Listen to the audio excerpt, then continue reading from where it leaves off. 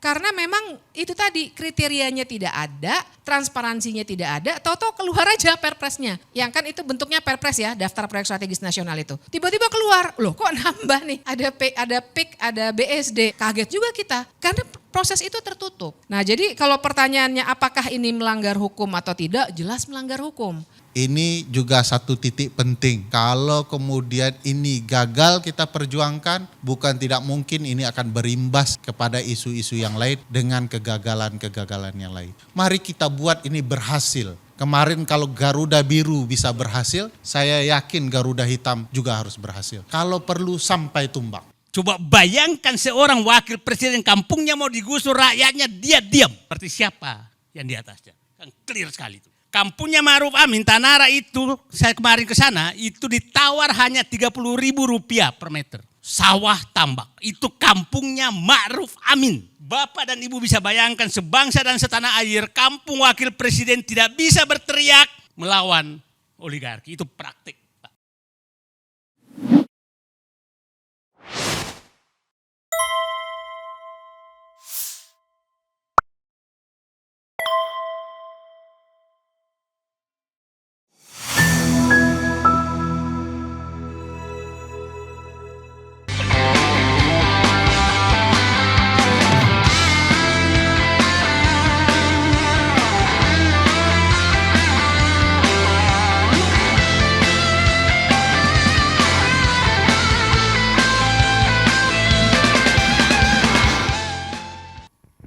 Terima kasih Mas Hersu. Ya topiknya ada terus karena oligarkinya ya terindikasi melanggar terus gitu. Jadi topik itu tidak pernah surut. Ya menarik. Ini mengenai PSN. Jadi saya langsung aja Mas Hersu. Ini karena banyak pembicara juga. Jadi kalau kita lihat proyek strategis nasional, kita belum bicara mengenai proyek swastanya. Proyek strategis nasional itu kapan dimulainya proyek strategis nasional? Itu pada tahun awal 2016 dimulai dengan Perpres nomor 3 2016 dan di situ tentang proyek strategis nasional dan di list ada 215 proyek strategis nasional. Dasar hukumnya hanya peraturan presiden. Jadi, nah nanti Ibu Bivitri yang bisa melihatnya, Perpres ini tanpa ada dasar hukum, tanpa ada undang-undang, cuman dia merujuk pasal 4 ayat 1 Undang-Undang Dasar bahwa presiden memegang kekuasaan pemerintahan. Jadi seolah-olah diterjemahkan bahwa presiden boleh berbuat seenaknya. Jadi boleh berbuat menentukan PSN dan sebagainya. Jadi seolah-olah pasal 4 ayat 1 menunjukkan bahwa diterjemahkannya sebagai presiden boleh berbuat tirani. Nah ini pertama, ada 215.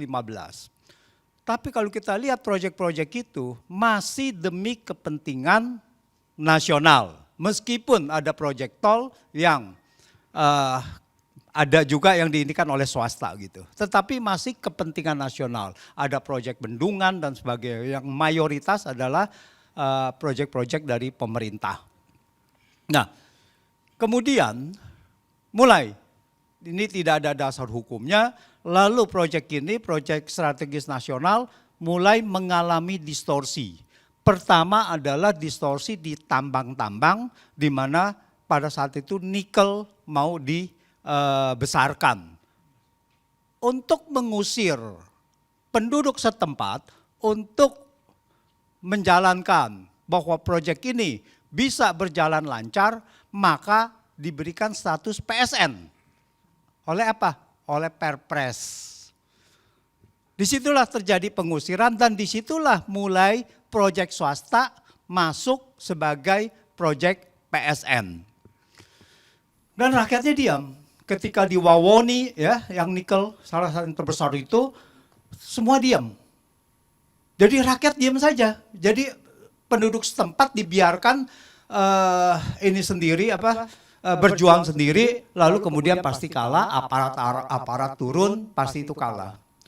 Kemudian mungkin masih ingat ya yang lebih dekat dari kita, yaitu Desa Wadas. Nah, di mana bahwa di situ ada bendungan, lalu katanya mau diambil batu itu dari Desa Wadas untuk bendungan di Desa Wadas. Padahal katanya di situ adalah nilai ekonomisnya sangat besar sekali, yaitu marmer dan sebagainya gitu. Di situ dijadikan langsung proyek langsung PSN. Orangnya apa? Terusir. Jadi untuk kepentingan swasta, masyarakat setempat ini diusir. Itu Desa Wadas. Setelah Desa Wadas, banyak nikel-nikel tapi kita nggak dengar karena ada di Indonesia Timur. Lalu kemudian terjadilah PSN di Pulau Rempang. Untuk pabrik kaca, swasta pabrik kaca, bahkan swastanya adalah asing lagi ya, melalui perusahaan Indonesia gitu. Jadi ada investor asing gitu, investor dari China mau di Desa Wadas. 17.000 hektar pulau yang ada pulau burunya di situ, ada hutan buru dan sebagainya, mau dibebaskan. Penduduknya diusir, tidak boleh ada yang tinggal di situ, direlokasi. Tetapi perlawanan Rempang itu sangat luar biasa. Nah, ini pembelajaran dari kita. Kalau masyarakat bersatu melawan, maka bisa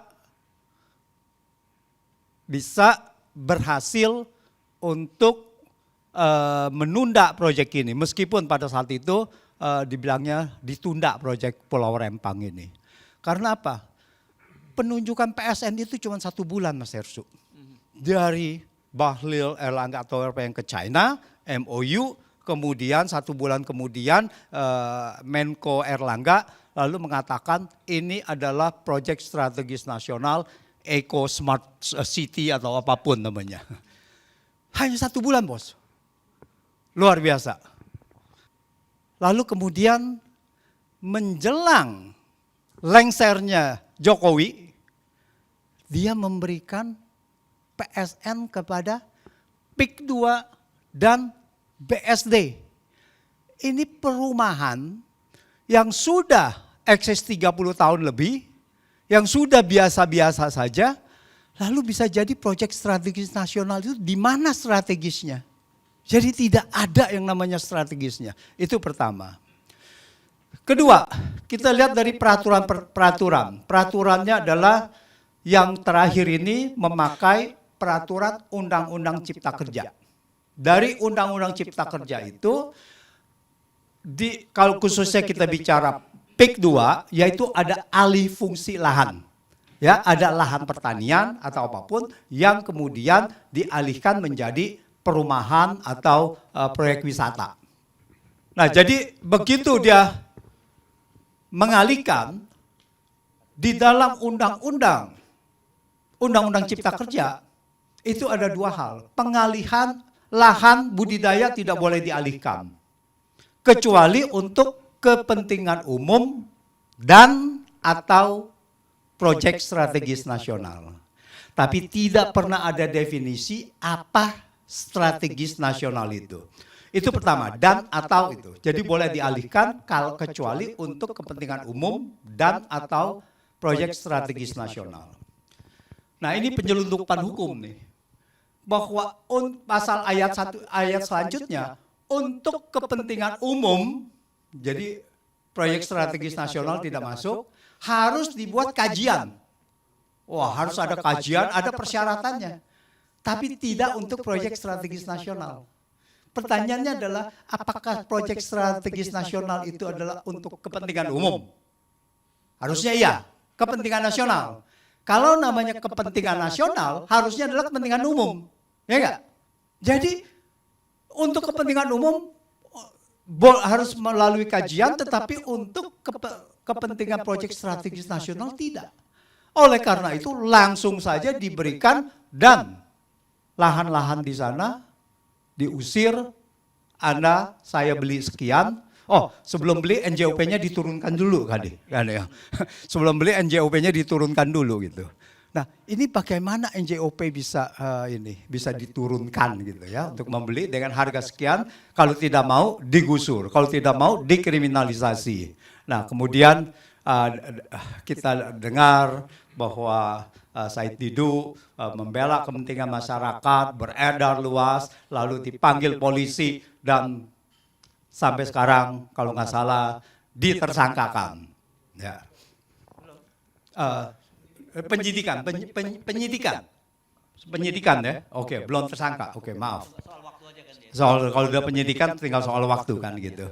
Nah, tinggal soal waktu, kalau rakyat melawan ya tidak jadi juga gitu. Tinggal tergantung dari apakah rakyat ada untuk membela kepentingan masyarakat luas. Nah, itu.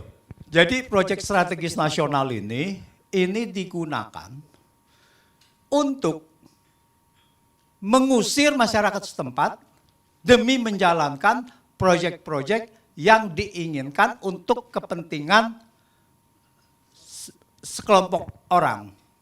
Awalnya adalah untuk kepentingan umum, jalan tol, bendungan, jalan infrastruktur sarana dan prasarana dan sebagainya. Awalnya masih lumayan bagus meskipun melanggar peraturan perundang-undangan. Nah, yang terakhir, bahwa apakah kalau proyek strategis nasional, anggap saja bahwa dia mengikuti peraturan perundang-undangan, apakah boleh mengusir rakyat begitu? Pasal 28 H Undang-Undang Dasar ayat 4 itu mengatakan bahwa setiap orang berhak untuk memiliki barang pribadi, dan kepemilikan itu tidak boleh direbut oleh siapapun dengan sewenang-wenang. Oleh siapapun tidak boleh direbut. Jadi kalau saya ada lahan di situ lalu saya tidak mau jual, itu bagaimana? Nah, tentu saja mereka cara merebutnya lain, cara merebutnya adalah akses jalan ditutup, diuruk depannya dan sebagainya. Dan itu pun sebetulnya sudah melanggar dari banyak peraturan perundang-undangan kita, peraturan bahwa setiap orang boleh bebas ya untuk itu HAM, sekali pelanggaran HAM. Yang tadi pasal 28H ayat 4 itu adalah pelanggaran HAM juga. Nanti Ibu Fitri yang akan mengelaborasi untuk itu.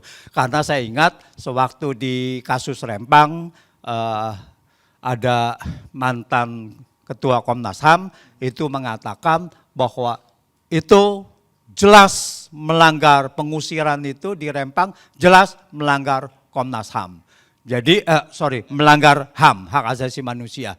Jadi, karena kita sudah ratifikasi juga perjanjian HAM, ya saya rasa ini juga seharusnya bisa dilaporkan, tapi teknisnya nanti kita serahkan Bu Fitri dan juga Bang Ferry Amsari. Terima kasih.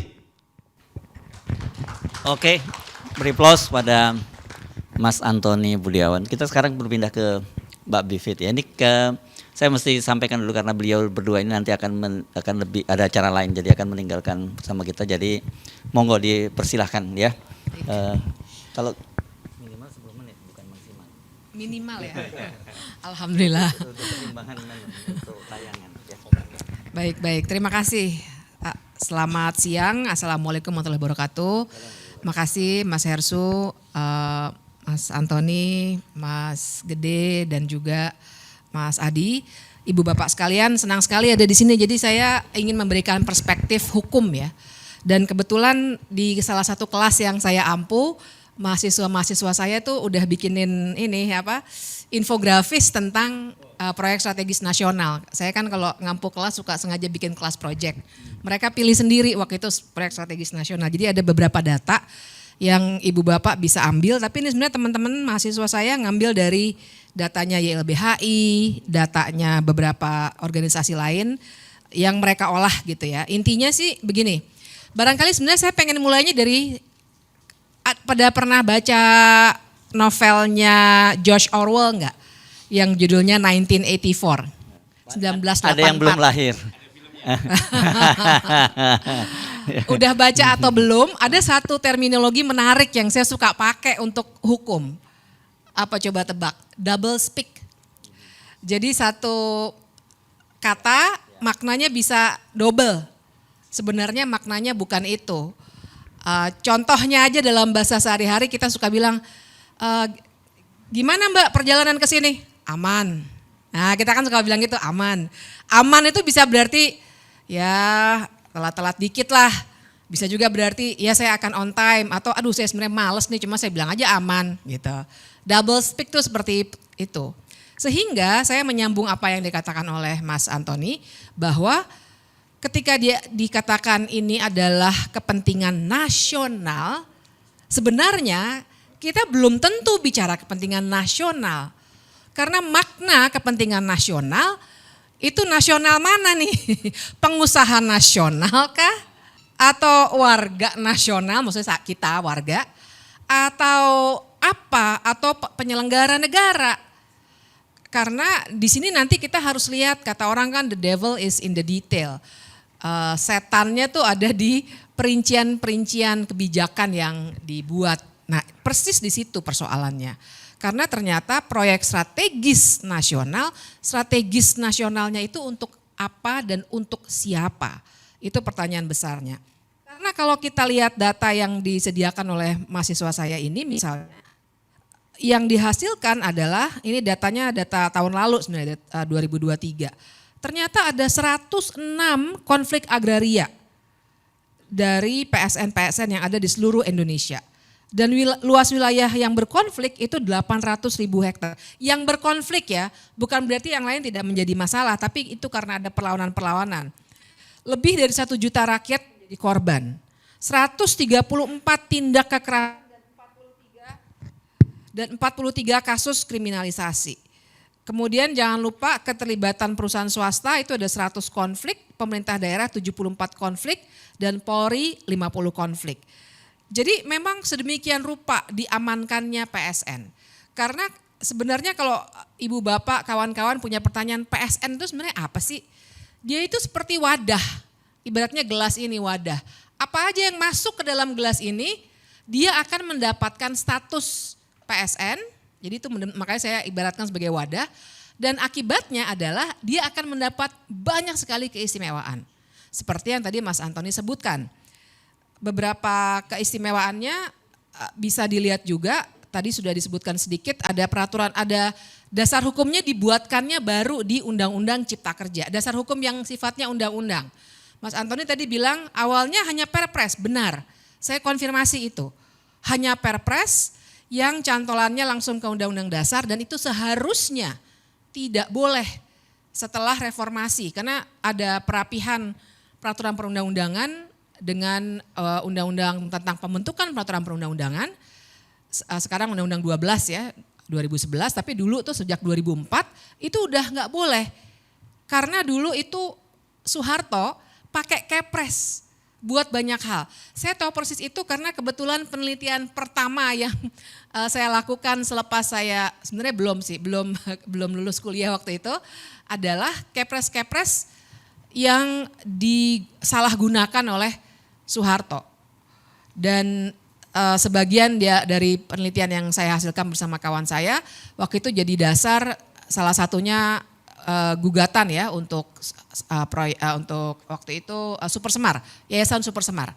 Tapi kita tahu bahwa sampai meninggal dunia Pak Soeharto tidak pernah kena kasus pidana. Nah tapi belajar dari situ salah satunya penyalahgunaan kepres yang langsung dari Undang-Undang Dasar, maka sebenarnya tidak boleh lagi ada undang-undang atau ada peraturan presiden yang dikeluarkan langsung berdasarkan Undang-Undang Dasar. Nah itu kesalahan pertama. Kemudian kesalahan itu nampaknya dicoba diperbaiki atau diberikan fasilitas yang lebih wadah PSN-nya itu dengan Undang-Undang Cipta Kerja. Kita semua tahu undang-undang itu keluar sebenarnya 2021 tapi kemudian dinyatakan inkonstitusional oleh MK tapi kemudian dibuatkan perpunya lagi oleh Jokowi tahun 2022. Nah dari Undang-Undang Cipta Kerja itu keluar PP nomor 42 tahun 2021, isinya adalah atau tentang kemudahan proyek strategis nasional. Nah di sini nih gelas untuk wadah PSN itu dipoles sedemikian rupa. Sehingga kemudahannya luar biasa memang. Mulai dari izin, kemudian ada pengadaan tanah untuk kepentingan umum, itu ada perpresnya juga Ibu Bapak, bahkan kemudian dibuatkan yang khusus untuk PSN atau di bawah Undang-Undang Cipta Kerja dipermudah lagi, sehingga akhirnya akan sangat mudah mulai dari fasilitas pembiayaan, perizinan, pengadaan tanah untuk kepentingan umum, tuh double speak lagi kan, kepentingan umum yang mana nih, kemudian beberapa perizinan lainnya lah, karena kita tahu untuk memulai suatu proyek kita akan berbicara soal dokumen yang luar biasa banyak begitu ya. Dan jangan lupa kita berbicara di sini bukan sekedar bahkan bukan hanya Wadas atau Rempang, tapi kita berbicara soal mulai dari sirkuit Mandalika, Bendungan Bulango Ulu, Gorontalo, tol Padang Pekanbaru, kawasan ekonomi khusus Gresik, PLTA Pinrang, banyak sekali daftarnya. Kalau di Google sebenarnya bakal ketemu langsung semuanya. Termasuk cetak sawah baru di Pulau Pisau, Kalimantan Tengah, pembangunan waduk Sepaku, banyak sekali. Bayangkan itu semua mulai dari bandara, bendungan, jalan tol, semuanya diberi kemudahan. Mulai dari perizinan sampai pengadaan tanah atas nama kepentingan umum. Jadi itu kesalahan yang luar biasa besar karena akhirnya karena dapat kemudahan atas nama PSN dilakukanlah pelanggaran-pelanggaran HAM seperti yang tadi Mas Antoni katakan. Jadi atas nama PSN kalau lihat kasus di Pulau Rempang itu misalnya diusirlah masyarakat adat yang sebenarnya sudah tinggal di situ sejak nenek moyang mereka, bahkan sejak Republik Indonesia belum menjadi Republik Indonesia, diambil tanahnya atas nama PSN dan kemudian kalau mereka menolak dan akhirnya terjadi konfrontasi dengan aparat keamanan, akhirnya digunakanlah gas air mata secara berlebih-lebihan. Kalau waktu itu Ibu Bapak ingat sampai anak-anak kecil di sekolah-sekolahan itu sakit matanya, pingsan dan lain sebagainya. Apakah itu pelanggaran HAM? Iya, karena penggunaan gas air mata secara berlebihan dan menyakiti orang lain, apalagi anak-anak, itu merupakan pelanggaran hak asasi manusia yang harusnya diusut lebih lanjut begitu.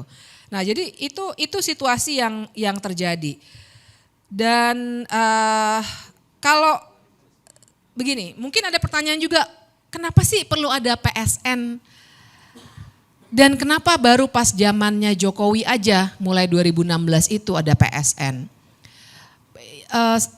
Saya kira kita semua tidak anti total pada pembangunan.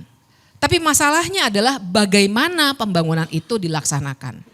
Nah PSN itu adalah konstruksi hukum, yang tadi saya ibaratkan dengan gelas ini, wadah, konstruksi hukum yang dibuatkan untuk memberikan keistimewaan.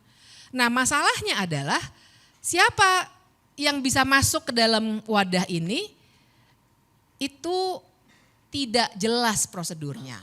Nah disinilah terjadi misalnya kok tiba-tiba sebuah, kita sebut saja dua yang tadi Mas Antoni sudah sebutkan, dua proyek yang sebenarnya sudah jalan dari lama sekali ya, PIK, BSD, ya itu teman saya juga banyak yang tinggal di BSD udah lama dari 20 tahun yang lalu. Tapi kenapa baru masuk sekarang? Karena proses kapan suatu proyek itu masuk atau keluar, nggak ada yang keluar sih sejauh ini ya. Semuanya masuk aja, orang dikasih kemudahan, siapa yang nggak mau. Jadi siapa yang masukin, apa kriterianya, dan bagaimana tolok ukurnya suatu proyek bisa masuk ke dalam wadah yang namanya PSN itu tidak jelas. Disinilah terjadi yang namanya benturan kepentingan. Jadi di sini kita bisa bicarakan tuh kalau kata orang-orang anti korupsi ini yang namanya state capture corruption. Sering juga kita pakai istilah ada conflict of interest. Tapi yang lebih gamblang untuk menunjukkan networknya atau jaringannya adalah kata yang tadi kata Mas Hersu, Mas Antoni sering banget nulis soal itu, yaitu oligarki. Karena justru cara bekerja oligarki adalah mereka akan masuk menggunakan lembaga-lembaga negara formal untuk membuat kebijakan-kebijakan yang menguntungkan bisnis mereka. Itulah oligarki. Kan di level untuk dengan pengusahanya namanya oligarki. Di level tengahnya di mana partai politik bekerja untuk kepentingan pemodal itu yang kita bisa namakan kartel politik. Dan itulah yang sebenarnya terjadi ketika akhirnya oligarki ibaratnya tuh dengan benturan kepentingan yang luar biasa, bahkan juga banyak sekali dan di antara pejabat kita yang sebenarnya punya bisnis atau paling tidak malah diberikan bisnis sebagai komisaris lah, sebagai pemegang saham lah, sengaja untuk tujuan itu.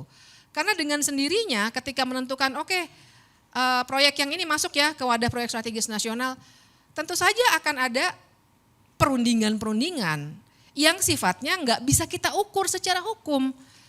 Karena memang itu tadi kriterianya tidak ada, transparansinya tidak ada, tahu-tahu keluar aja perpresnya. Atau perpresnya, yang kan itu bentuknya perpres ya, daftar proyek strategis nasional itu. Tiba-tiba keluar, loh kok nambah nih, ada PIK, ada BSD, kaget juga kita. Karena proses itu tertutup. Nah jadi kalau pertanyaannya apakah ini melanggar hukum atau tidak, jelas melanggar hukum. Karena saya juga mau ingatkan, kita kenal terminologi good governance sebagai sebuah subjek kajian. Tapi pun di dalam undang-undang kita, Undang-Undang Republik Indonesia nih, ada yang namanya Undang-Undang tentang Administrasi Pemerintahan. Yang isinya ada namanya asas-asas umum pemerintahan yang baik, AUPB kami sering bilangnya. Nah di situ harusnya ketat.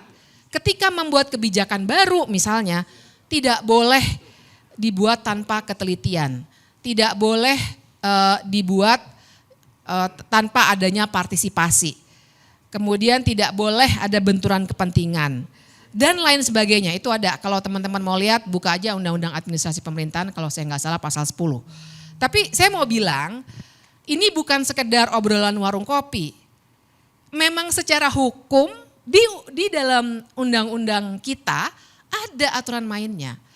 Salah satunya tadi AUPB, tapi lebih dari itu ketika ada pelanggaran-pelanggaran pengambil alihan tanah dengan kekerasan, terus orang yang mempertahankan tanah dilempari gas air mata atau dihadap-hadapkan dengan aparat kepolisian ataupun tentara, itu juga sudah melanggar hak asasi manusia.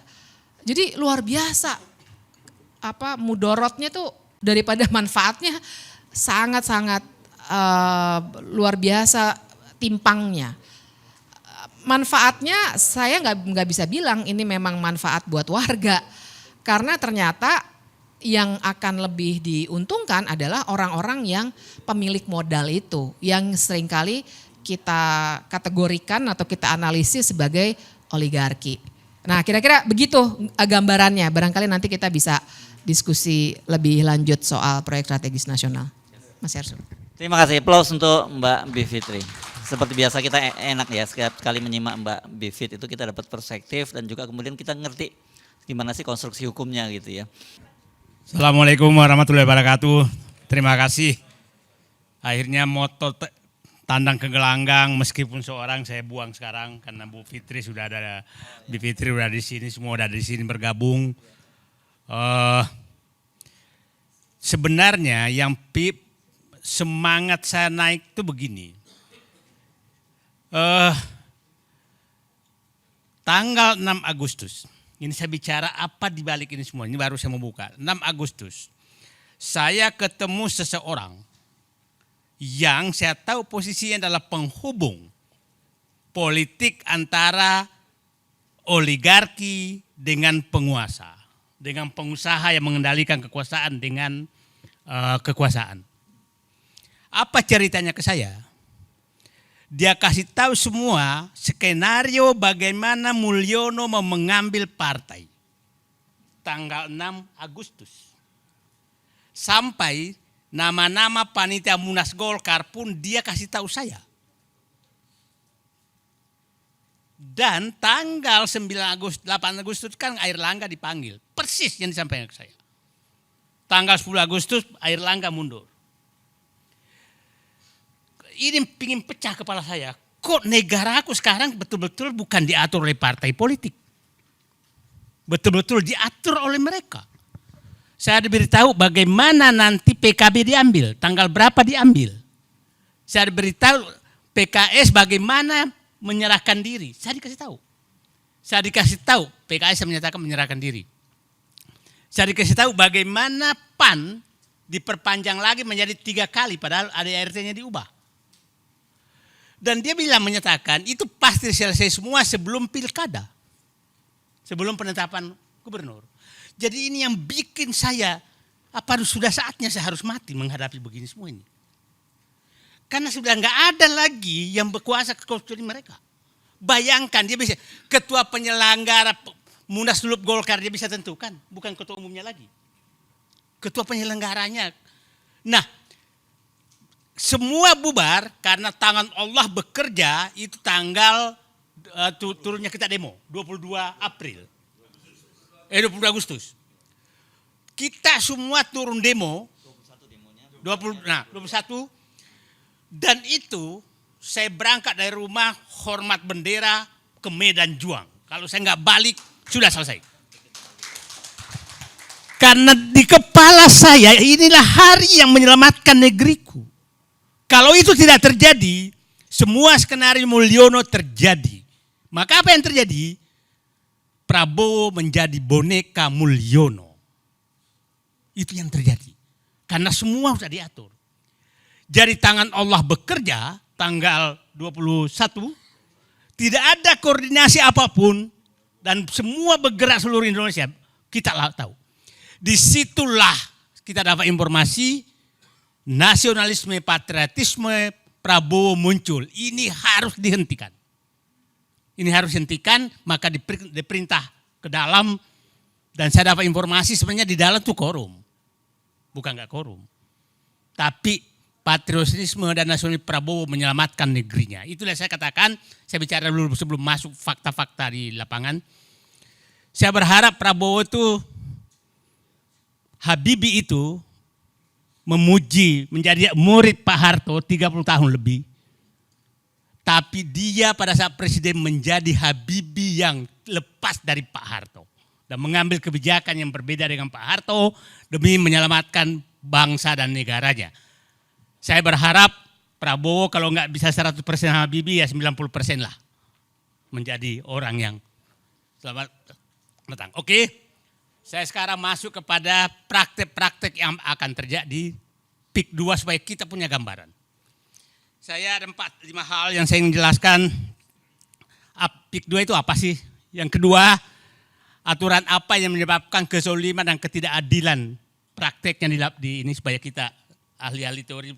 Saya praktek saja fakta lapangannya seperti apa dan apa yang akan terjadi ke depan. Saya menyatakan PSN PIK 2 itu adalah praktek oligarki yang sangat nyata dan berlangsung sempurna apabila kita tidak ada yang turun. Saya turun ke bawah itu betul-betul hambatannya tidak ketulungan. Setiap orang yang saya foto dengan saya itu pasti besoknya akan dipanggil oleh aparat. Ya. Jadi saya turun, nah kemarin saya turun lagi naik motor, saya ditelepon orang, Pak, saya minta Bapak jangan turun, Bapak lagi diincar. Udah kayak begitu sekarang. Jadi itu wilayah preman di 9 kecamatan. Itu sudah enggak ada pemerintah. Jadi maksud saya, ada wilayah yang pemerintah sudah enggak ada. Itu adalah wilayah PSN PIK 2. Wilayah PSN PIK 2 itu kan ditulis hanya 1.700 hektar. Menjadi 2.800. Tapi faktanya, semua wilayah di 9 kecamatan itu terpampang semua PIK 2. Bukan wilayah yang disebutkan. Nah, 9 kecamatan tuh mulai dari Kosambi, Teluk Naga, Paku Haji, Mauk, Sukajadi, Kemiri, Kronjo, Mekar Baru, itu 8 kecamatan adalah Kabupaten Tangerang. Tambah kampungnya Ma'ruf Amin itu Tanara itu masuk, tapi Ma'ruf Amin pun diam. Coba bayangkan seorang wakil presiden kampungnya mau digusur rakyatnya dia diam. Berarti siapa yang di atasnya? Kan clear sekali itu. Kampungnya Ma'ruf Amin Tanara itu saya kemarin ke sana itu ditawar hanya Rp30.000 per meter. sawah tambak. Itu kampungnya Ma'ruf Amin. Bapak dan Ibu bisa bayangkan sebangsa dan setanah air, kampung wakil presiden tidak bisa berteriak melawan oligarki. Itu praktik, Pak. Jadi, nah orang boleh menyatakan ada pengacara besar misalkan saya Didu bohong, saya punya rekamannya semua itu. Jadi jangan menganggap saya bohong. Ada menyatakan bahwa itu transaksi. Saya punya rekamannya, orang ini transaksi di kantor pengembang, bukan di lapangan. Notaris-notaris mereka sekarang ada di kampung-kampung mutar-mutar. Ya, notaris diturunkan ke kampung-kampung dengan menawar tanah. Tanah sekarang di Kronjo itu 52.000 rupiah, 2.000 rupiah untuk ke desa, 10.000 rupiah untuk maklar. 40. Bapak makan es krim di Pik 2, 100.000 rupiah. Sekali makan es krim 2 meter tanah. Kurang zolim apa kita? Menangis saya. Itu fakta. Nah, inilah praktek oligarki yang paling sempurna dan tertutup. Tertutup yang menariknya. Karena saya membela rakyatnya, Ketua Abdesi melaporkan saya. Melaporkan saya ke polisi. Ini negara apa? Aparat melaporkan rakyat yang membela rakyatnya. Ini negaraku. Bapak saya perintis kemerdekaan. Mendidik saya melihat perjuangan dia. Negaraku begini.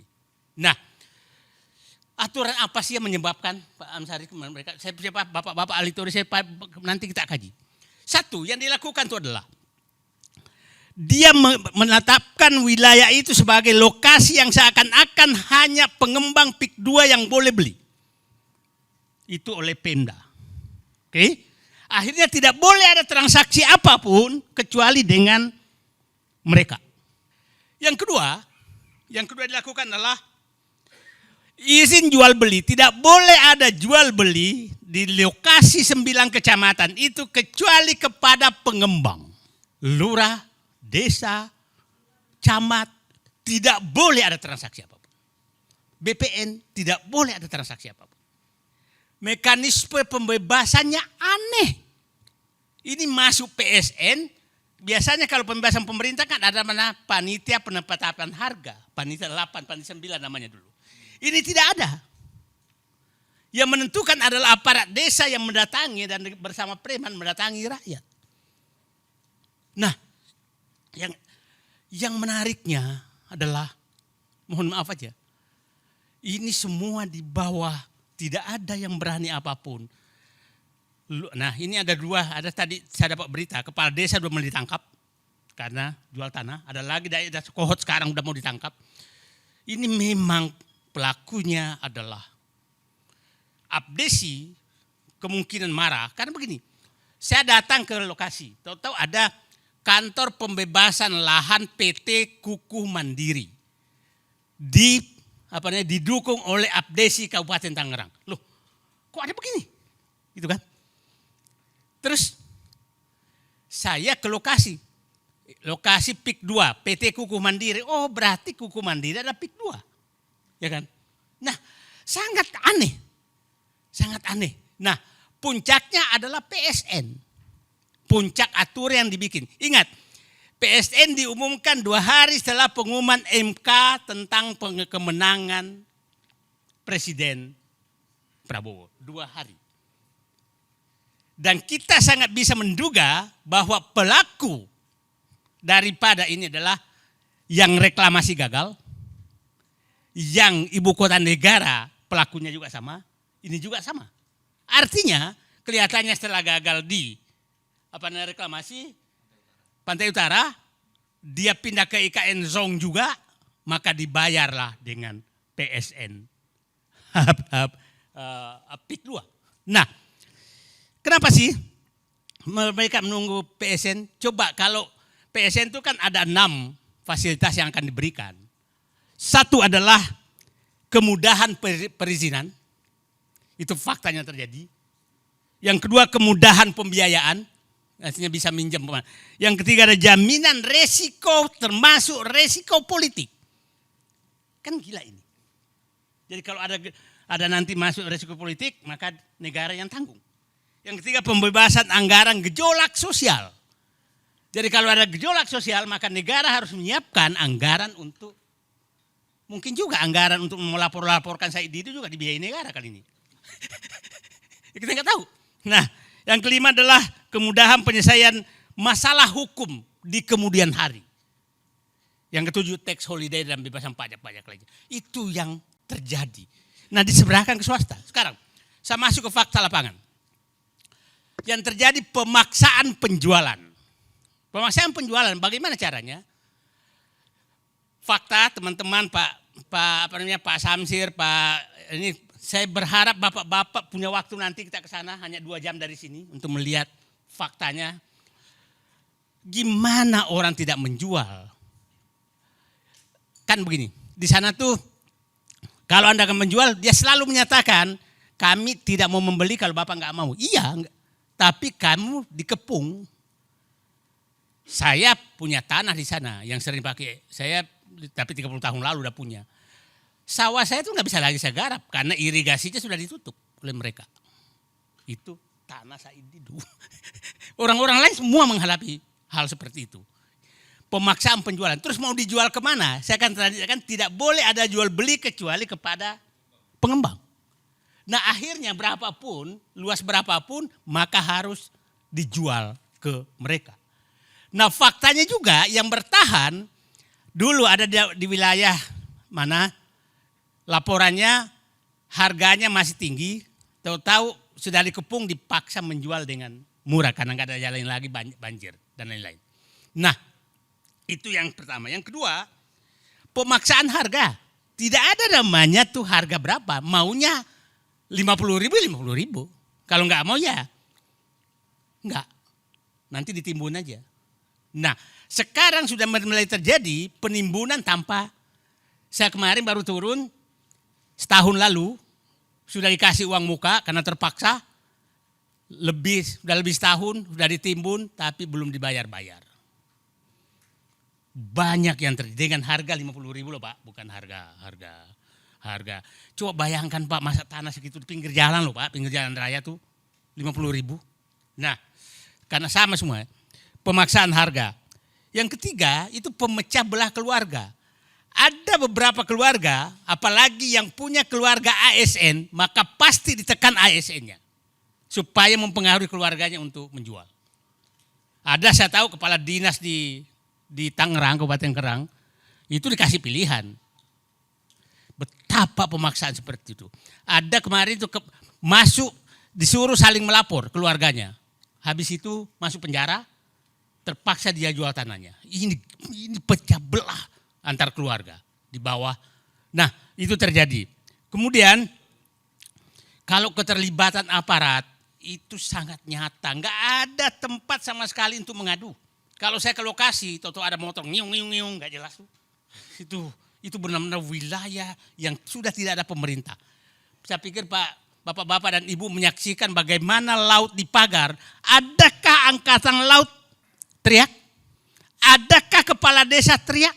Adakah camat teriak? Adakah tentara teriak bahwa laut tidak boleh dipagar? Enggak ada. Ini fakta bahwa wilayah ini sudah tidak ada negara. Itu fakta. Kan udah viral di mana-mana tuh. Pagar laut dipagar sekian kilometer enggak ada tuh yang teriak. Nah, ini kalau ini terjadi, saya katakan tadi, wilayah ini terbentang di 9 kecamatan dan saya perkirakan luasnya sampai 100.000 hektar. Perkiraan saya. Luas Singapura 73.000 hektar loh. DKI Jakarta 63.000 hektar. Ibu kota negara 53.000 hektar. Ini 100.000 hektar. Kalau sampai ke Merak, karena saya ini kemungkinan sampai Merak itu bisa sampai 150.000 hektar.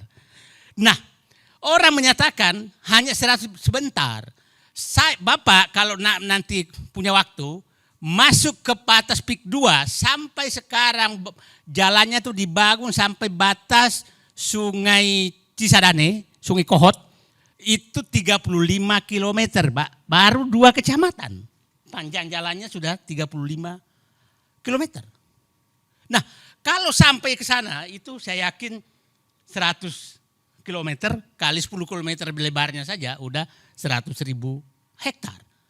Nah, terus kalau dia membantah, selalu menyatakan kami hanya PSN di di 2.800 hektar. Sebentar, Anda pasang papan nama PIK 2 semua di seluruh kecamatan tersebut. Itu papan namanya, fotonya ada di saya semua. Jadi jangan lagi ada mau membohongi rakyat. Nah, yang ketiga tadi keterlibatan aparat sangat susah. Karena yang melakukan transaksi di bawah itu pasti lewat aparat desa. Aparat desa lah yang turun ke bawah. Nah, ketakutan rakyat sudah keterlaluan. Ketakutan rakyat. Kemarin saya dengan Pak Jaki turun itu, Pak jangan difoto, udah kayak begitu Pak. Udah saking ketakutannya. Karena sekali foto dengan Said Didu resikonya sangat besar. Udah dikenal. Nah sekarang permainan hukum kepemilikan ini sangat parah. Sangat parah. Saya kasih contoh begini. Kalau Anda nggak menjual, pasti mungkin 1 hari, 2 hari, 3 minggu lagi bahkan akan dipanggil aparat dan bekerja sama BPN. Menginikan. Kan yang punya data sejarah tanah BPN. Ya kan? Kita kan nggak tahu itu sejarah tanahnya. Nah, kalau udah kayak begitu, 2 kemungkinan. Bapak kehilangan atau mau negosiasi. Oke?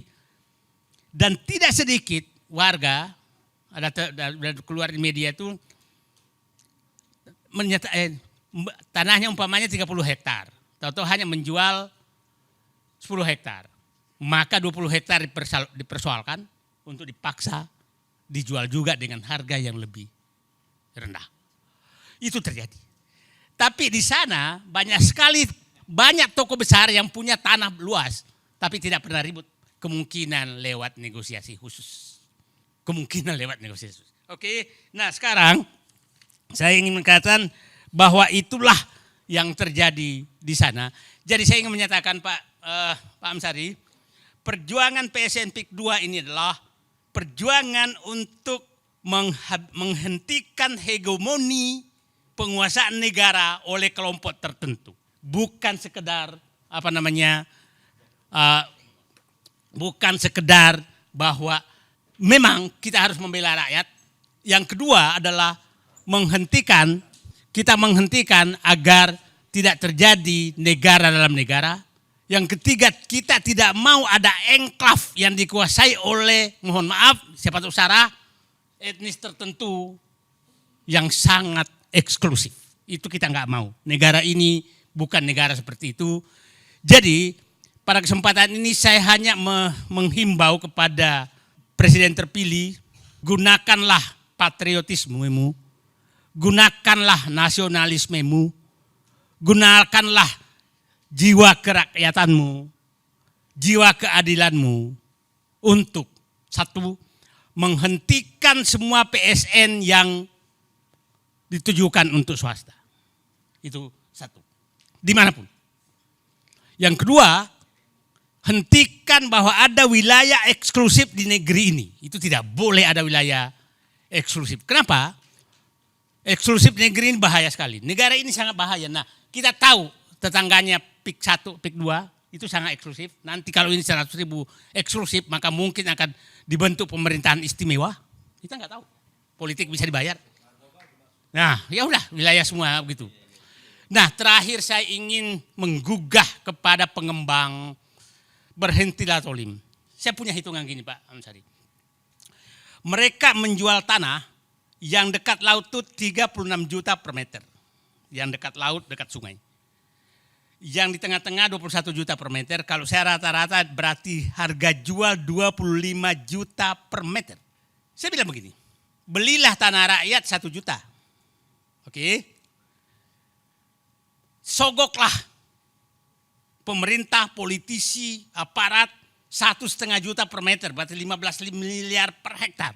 Saya singkat nyogok. Berarti lebih tinggi sogoknya dari harga tanah kan. 2,5 juta per meter ongkosnya. Biaya pematangan lahan 2,5 juta juga deh, 5 juta. Oke, 5 juta kali 1,4 karena ada fasilitas sosial 40%. Maka saya perkirakan berarti 6,5 juta rupiah biaya tanah. Saya masukkan bunga bank 50%, maka kosnya kira-kira 1 meter itu, karena itu 9 juta rupiah. 9 juta rupiah. Anda jual 25 juta rupiah, berarti Anda masih untung 16 juta. Kurang biadab apa kalian mau membeli tanah rakyat 50 ribu? Anda masih bisa untung. Saya izinkan loh nyogok Pak. Bayangkan Muhammad Said Didu mengizinkan menyogok. Nah, tapi di mana? Itu kan hitungannya sederhana. Karena saya tahu harga tanah. Saya katakan ke mereka, kalau Anda sudah beli tanah rakyat 1 juta rupiah per meter, maka Said Didu berdiri di depan membela Anda.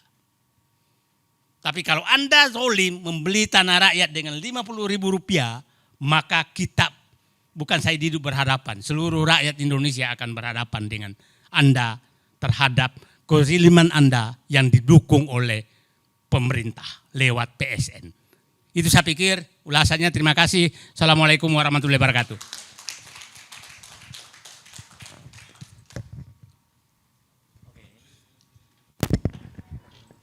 Ya, ini yang terakhir bergabung, jadi kesempatan juga terakhir tentunya. Bang Ferry, kelihatannya kurang sehat? Iya. Oke. Mudah-mudahan diberikan kesehatan dengan silaturahmi menjadi lebih sehat. Amin. Ya. Terima kasih Mas Hersu, Prof. Antoni Budiawan. Oh, diminta pindah ke sini supaya blocking kameranya enak. Oh, Bisa ya? Oke. Kenapa nih?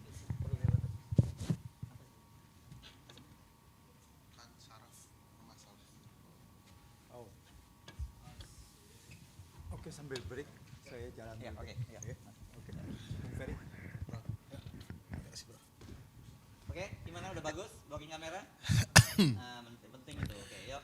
Pak Said Didu, Bang Adi, Mas Hardi tadi juga saya lihat. Saya mohon maaf terlambat datang.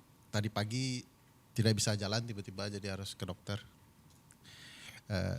Kenapa tetap hadir dengan kondisi begini? Ya sayang saja membiarkan perjuangan Pak Said Didu sendirian. Kan? Mantap. Problematika PIK 2 dan PSN ini sudah jadi gejala nasional. Problematika PSN bukan ternyata tidak hanya di PIK 2, tapi hampir di seluruh wilayah tanah air. Ada sesuatu yang janggal dengan program strategis nasional. Strategis bagi negara, tapi tak strategis bagi warga negara. Itu problematikanya. Salah satu kecacatan besar dari program strategis nasional ini, kalau kita mau sigi dari perspektif Undang-Undang Dasar, yang saya sadar betul Mbak Bibip pasti mengurai hal yang sama. Bayangkan pasal 33 ayat 1 Undang-Undang Dasar kita itu sudah mulai dengan teks yang berbunyi, perekonomian disusun sebagai usaha bersama. Dengan pendekatan azas kekeluargaan. Pertanyaan besarnya, di mana sifat perekonomian dengan sebagai usaha bersama? Bersama siapa? Begitu ya. Atas azas kekeluargaan yang mana? Keluarga siapa? Keluarga Pak Said Didu yang ada di wilayah tanah beliau atau keluarga Pak Mulyono kan? Ini keluarga bisa macam-macam gitu ya. Jadi pendekatan konstitusional saja di titik awal merencanakan gagasan PIK 2 ini sudah bermasalah. Belum kalau kita menggunakan pendekatan pasal 33 yang lain ya, misalnya bumi, air, dan kekayaan yang terkandung di dalamnya dikuasai oleh negara untuk sebesar-besarnya kemakmuran rakyat. Pertanyaannya lagi, rakyat siapa? Rakyat yang mana? apakah rakyat yang disebutkan oleh Pak Said Didu menguasai perekonomian kita? Atau rakyat yang kemudian secara politik telah menyumbang ratusan miliar dana untuk kepentingan politik kelompok tertentu? Maksud dibentuknya pasal ini adalah seluruh rakyat Indonesia. Bagi saya, kalau kemudian program strategis nasional itu tidak strategis bagi seluruh rakyat Indonesia, maka dia bukanlah sesuatu yang konstitusional. Dia pasti inkonstitusional.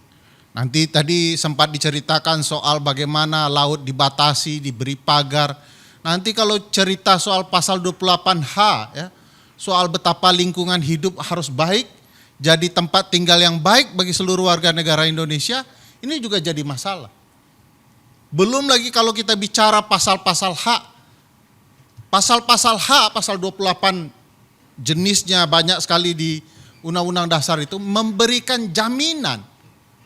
Tidak hanya untuk sekedar setiap orang, tetapi juga jaminan bagi setiap warga negara. Bayangkan pilihan kalimatnya, setiap warga negara berhak untuk hidup. Nah, kalau tanah-tanah bisnis itu kemudian diperuntukkan untuk segelintir orang, sudah pasti ini tindakan-tindakan yang melanggar hak orang, hak setiap warga negara. Pertanyaan besarnya, kok bisa negara mengabaikan konstitusinya? Kok bisa pemerintahan tidak baca Undang-Undang Dasar dan kemudian menentang Undang-Undang Dasar itu? Saya punya keyakinan bahwa Undang-Undang Dasar itu adalah sesuatu yang embodied, ada di diri orang. Orang tahu kebutuhannya dan pasti itu dibicarakan di Undang-Undang Dasar. Lalu kenapa tidak ada kesadaran pemerintahan? Ya sederhana, pemerintahannya punya kepentingan yang lain. Ya daripada membela Pak Said Didu, lebih bagus yang membela saya di bisnis pemilu kemarin. Imbal jasanya jelas gitu ya. Peduli apa dengan Pak Said Didu dan seluruh warga negara Indonesia? Kalaulah perspektif seperti itu ada di kepala, maka seluruh kebijakan bernegara pasti bertentangan dengan Undang-Undang Dasar. Pasti. Bayangkan berapa banyak warga negara yang jual beli tanahnya tidak berimbang, tidak patut, ada dampak lingkungan hidup yang rusak. Lembaga negara mana saja yang kemudian bicara? Bang Adi, saya tidak melihat teman-teman Komnas HAM nyaring bicara soal ini. Saya tidak lihat ada yang bicara soal kebutuhan lingkungan hidup, Kementerian KLH misalnya, teriak soal potensi bahaya lingkungan hidupnya. Kita tidak melihat ya, sesuatu yang kemudian potensi mengganggu hajat hidup orang banyak, kemudian dipertanyakan bersama-sama. Jadi kita termasuk bersyukur ya, ada orang-orang seperti Pak Said Didu yang berteriak nyaring, menyadarkan kita bersama, agar kemudian hak-hak bersama diperjuangkan. Walaupun mungkin sebentar lagi beliau akan dipenjara. Nggak apa-apa Pak. Dalam perjuangan itu pilihannya menang atau dipenjara, nggak apa-apa. Saya yakin Pak Said Didu tidak sendirian. Memenjarakan Pak Said Didu itu berarti memenjarakan ratusan, mungkin jutaan orang.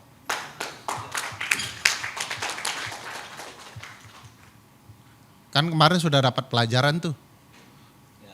Publik diam-diam dipukulin terus, disakitin terus, tiba-tiba bak-bah ya, bergerak menyerang seluruh simpul-simpul politik ada di Republik.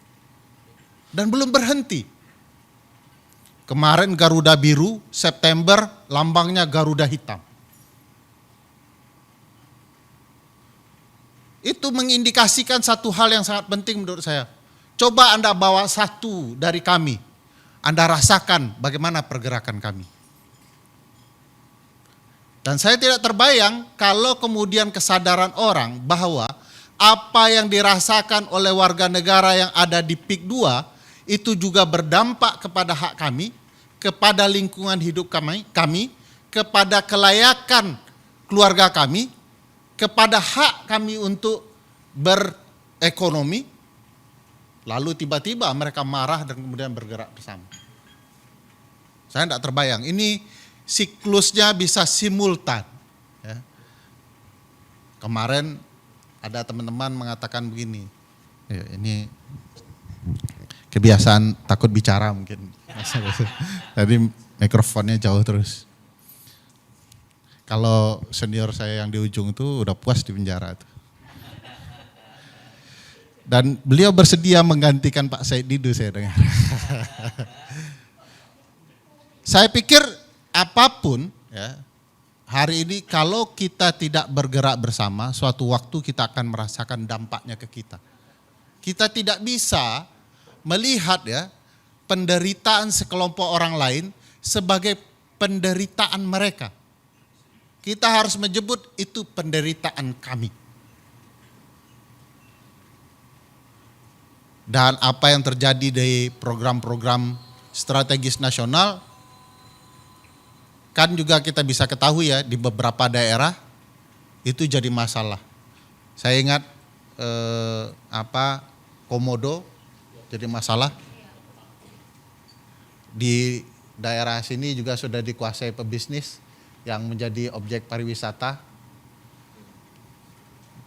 Saya lupa di satelit Jakarta ini. Yang dijadikan oleh satu pebisnis Pak Haritanu.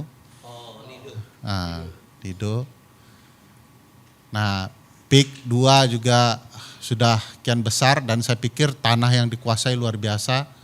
Saya tidak tahu ya apakah kemudian Jakarta dan sekitarnya begitu penting sehingga kemudian seluruh tanah mau diambil oleh kelompok bisnis tertentu dan nanti ibu kota dipindahkan gitu ya. Nanti rumusan bisnis itu akan juga ada di seputaran Jakarta. Menariknya kawasan aglomerasi yang termasuk Pasifik di dalamnya itu bukan kebetulan ya, dikuasai oleh wakil presiden kita ke depan. Menurut Undang-Undang Daerah Khusus Jakarta. Jadi bisa menarik juga ini ke depannya akan seperti apa. Dan Jakarta itu adalah kota dengan ratusan triliun uang yang bisa dikelola oleh siapapun termasuk oleh orang yang nanti akan menguasai kawasan aglomerasi. Jadi ada kepentingan bisnis luar biasa antara pebisnis dan yang berkuasa.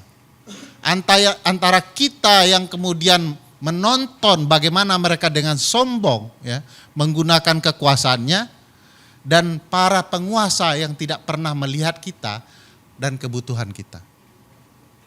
Nah, menurut saya kalau secara konstitusionalnya ini sudah terang benerang ada problematika, PSN tidak boleh melanggar pasal 33, pasal 28, pasal 28D soal kepastian hukum dan lain-lain. Dan tidak boleh merugikan warga negara kita dalam hal dan keadaan apapun. Nah, saya merasa ya ini juga satu titik penting. Kalau kemudian ini gagal kita perjuangkan, bukan tidak mungkin ini akan berimbas kepada isu-isu yang lain dengan kegagalan-kegagalan yang lain. Mari kita buat ini berhasil. Kemarin kalau Garuda Biru bisa berhasil, saya yakin Garuda Hitam juga harus berhasil. Kalau perlu sampai tumbang gitu ya. Sekian, terima kasih. Assalamualaikum. Tadi disebut-sebut itu ada yang berpengalaman di penjara gitu ya. Coba kita minta ke depan dulu, Bung Jumhur untuk menyampaikan sesuatu. Diam-diam kita udah mulai curiga kalau dia diam-diam di pojok begitu kan. Ada mic di situ tuh. Silakan. Terima kasih. Bunyi ya? Enggak.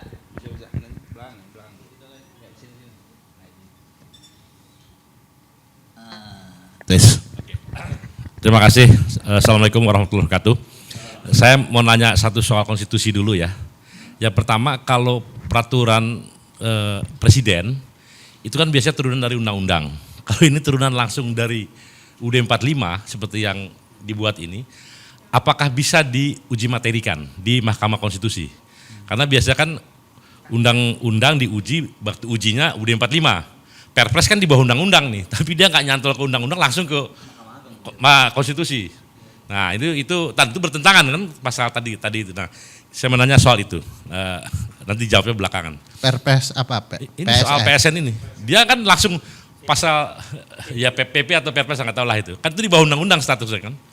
Nah itu yang saya mau tanya tuh, itu benar-benar pengen tahu gitu. Kalau misalnya bisa ya tidak ada salahnya, misalnya ada juga yang melaporkan itu bertentangan dengan apa konstitusi gitu loh. Itu satu.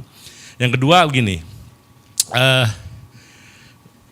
saya tertarik sekali dengan isu ini karena saya pernah dipenjara gara-gara urusan ini. Waktu kami kuliah di ITB dulu, kami melawan Orde Baru melalui penggusuran tanah-tanah rakyat.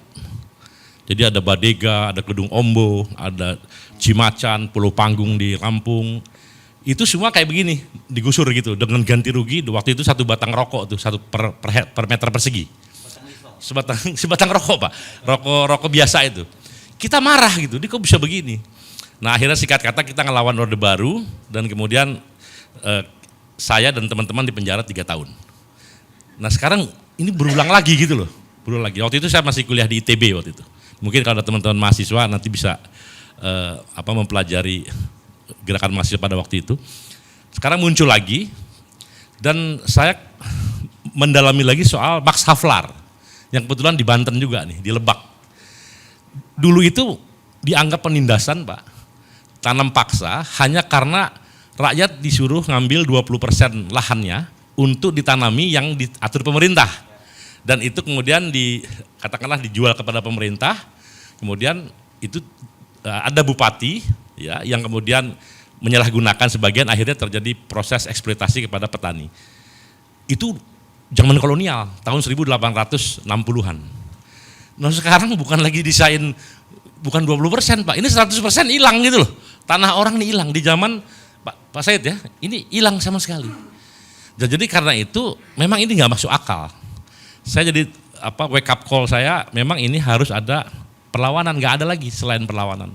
Dan perlawanan pertama, saya usulkan forum ini menobatkan Said Didu sebagai Indonesian Edward Douwes Dekker.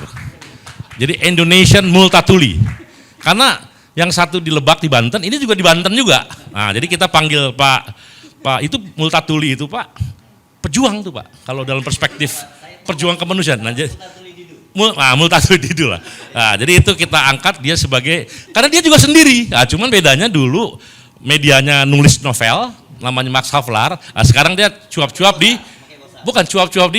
YouTube. Nah, dan itu membangunkan kita semua. Setuju semua ya? Jadi Indonesian Douwes Dekker adalah Said Didu, atau pejuang kemanusiaan untuk masyarakat Banten adalah Said Didu. Kira-kira begitu. Said Multatuli Didu. Nah, kita kokohkan dalam forum ini. Setuju ya? Tepuk tangan dulu Pak Said Didu nih, ya. Nah, jadi sejatinya politik itu harusnya ini yang diomongin. Sejatinya politik kan yang ngomongin soal-soal kayak gini harusnya. Jadi kita nggak boleh dilupakan pilpres, pilkada dan apa, tapi kemudian lupa hal-hal yang begitu penting. Jadi menurut saya mudah-mudahan saya bisa terlibat, Pak Said ya, bisa terlibat. Bisa ya? Ya alhamdulillah kalau pasti bisa, dan saya teman-teman di gerakan petani soal reforma agraria dan sebagainya, termasuk kaum buruh Pak. Kaum buruh juga sudah ada komunikasi yang cukup intensif bahwa cara-cara seperti ini adalah harus dilawan. Dan mudah-mudahan insya Allah ada keberhasilan. Terima kasih. Wassalamualaikum warahmatullahi wabarakatuh. Iya, kalau pengujian peraturan di bawah undang-undang, PP, Perpres dan lain-lain itu, Permen, Perda, ya bawanya ke Mahkamah Agung. Kayak Kaisang kemarin ya, yang putusan 23 itu. Kenapa ke Mahkamah Agung? Itu perintah Undang-Undang Dasar. Cuman kalau ke Mahkamah Agung itu yang meningkat itu iman kita, Bang Jumhur. Sebab begitu dimasukkan permohonan tidak ada persidangan. Jadi banyak aja berdoa sampai putusan keluar. Nah, itu makanya yang meningkat iman. Jadi lebih banyak teman-teman menyarankan ke Mahkamah Konstitusi, walaupun hasilnya belum tentu juga baik, tapi pertarungannya terbuka. Jadi kalau problemnya ada di PP dan Perpres, pasti ada sangkutannya dengan undang-undang. Pasti ada. Saya yang jamin, Bang. Walaupun undang PP-nya tidak diperintahkan, dia PP dan Perpres itu bisa berdasarkan kewenangan. Nanti pasti ada undang-undang yang menyantolnya. Bagaimana supaya PP dan Perpres itu bisa mati dengan sendirinya? Ubah pemaknaan yang ada di undang-undang melalui pengujian terhadap undang-undang dasar di Mahkamah Konstitusi. Sehingga kalau kemudian pemaknaannya dibuat pasti sesuai dengan kepentingan konstitusi, maka peraturan yang ada di bawahnya juga akan berimbas dengan sendirinya. Jadi biasanya kami melakukan begitu, jadi tidak kemudian bergantung kepada Mahkamah Agung. Bukan tidak bisa ke Mahkamah Agung, tapi terlalu sunyi. Sunyi dalam artian kita nggak bisa tahu apa-apa di Mahkamah Agung itu. Jadi walaupun udah jelas ditafsirkan berbeda ada. Ya banyak sekali. Umur ya. Udah jelas kan. Sudah jelas 40 bisa diturunkan kan begitu ya. Nah itu makanya sebagian dari kami selalu berupaya ke Mahkamah Konstitusi walaupun belum tentu menang. Tapi publik bisa mengetahui apa yang sedang terjadi dan cara berpikir hakim bisa dilihat. Di Mahkamah Agung begitu salinan petikan putusan keluar, belum tentu putusannya keluar. Kita tidak tahu apa argumentasi hakim sesungguhnya, lama sekali. Jadi ke Mahkamah Konstitusi menurut saya jadi pilihan. Nanti kita bisa bacakan kira-kira nyantolnya di undang-undang mana. Kan bisa dikejar ya kalau PSN itu ternyata merugikan lingkungan, kita hajar di undang-undang yang terkait dengan lingkungan hidup. Kalau kemudian ada birokrasi administrasi pemerintahan yang bermasalah, di undang-undang PSN itu kita arahkan kepada pengujian undang-undang administrasi pemerintahan gitu ya. Jadi bisa ke sana nantinya. Jadi harus dibaca dulu yang Bang Jumhur maksudkan PP atau Perpresnya seperti apa. Nah, nanti kita akan arahkan ke undang-undang yang mana. Saya pikir itu. Terima kasih. Oke, terima kasih sekalian konsultasi hukumnya ini ya. Gratis lagi. Iya, gratis.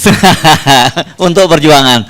Oke, tidak terasa kita sampai di ujung perjumpaan kita kali ini. Saya tahu sebenarnya masih banyak nggak puas, tapi lebih baik kita nggak perpanjang di forum ini. Nanti bisa mingle saja, langsung ngobrol di antara kita kalau ada yang perlu hal-hal yang ditanyakan ya. Kalau kita terus dilanjutkan ini akan sangat panjang. Sekali lagi terima kasih atas kehadiran Anda semua, dan paling penting buat kita itu terus menjaga semangat dan jangan pernah berhenti ya. Jangan pernah berhenti mencintai Indonesia ini. Jangan pernah berlelah untuk berjuang demi kebaikan bangsa Indonesia sampai iblis-iblis yang tadi dipaksa keluar dari surga itu hengkang dari Nusantara ini. Saya Irsbun Arif, sampai jumpa lagi. Assalamualaikum warahmatullahi wabarakatuh. Baik, saya tutup dengan puisi ya. Silakan puisi lagi. Dinasti. Barang siapa membangun dinasti menggunakan perangkat demokrasi, maka dia wajib dinista. Dinasti adalah panggung sirkus. Dinasti adalah panggung sirkus, sedang alat negara hanya sekumpulan badut. Jumpalitan di hadapan yang dipertuan, yang pandai menjilat bisa cepat naik pangkat. Tapi kepada rakyat mereka jahat, memamerkan semua tabiat buruk yang dimiliki manusia. Bohong, korupsi, adigang, adigung bikin rakyat bingung. Predator bagi keadilan, demokrasi, dan kesejahteraan rakyat. Dinasti adalah kotoran kediktatoran. Sedangkan diktator hanya sibuk bebaskan dirinya sendiri, membangun kemewahan bagi keturunannya, tapi tak pernah peduli pada nasib rakyatnya. Membangun jalan bebas hambatan, tapi kebebasan berpikir dihalang-halangi. Membangun kereta cepat, tapi pemerintahan berjalan mundur. Itu sebabnya kenapa dinasti wajib dinista. Atas nama demokrasi, mari kita bergandeng tangan, ngepung embrio dinasti, agar gagal lahir di bumi pertiwi. Terima kasih. Wassalamualaikum warahmatullahi wabarakatuh. Oke, terima kasih. Sampai ketemu lagi di edisi berikutnya.